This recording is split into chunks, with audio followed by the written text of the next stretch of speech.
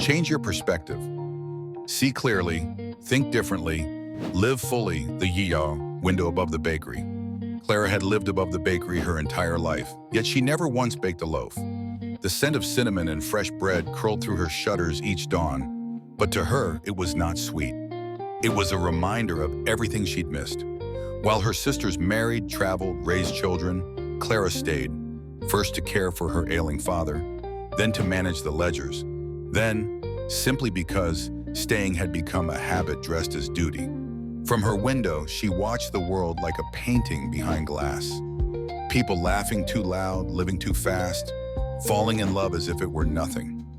She judged them kindly, but distantly, as one does when believing the world has already passed them by. One rainy afternoon, a boy appeared on the stoop below, soaked, breathless, carrying a bouquet that had clearly been dropped once or twice.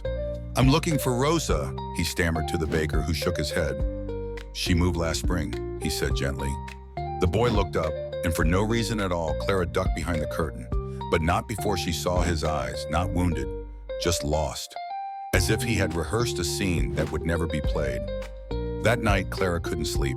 She kept thinking of the boy, of the flowers drooping in his hands, of all the times she had stood at that very window, mistaking her view for the whole of life.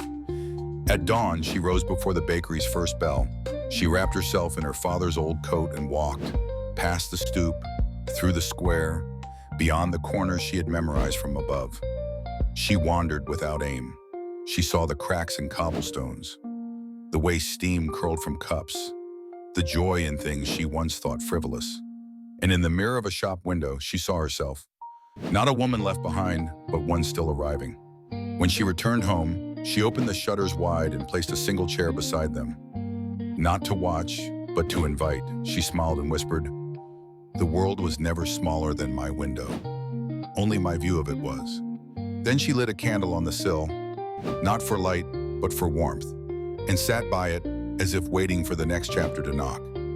Sometimes all it takes is one window to see a whole new world. In the next story, we leave behind judgment and step into the quiet clarity of what's truly just. Click the card and shift your view once more.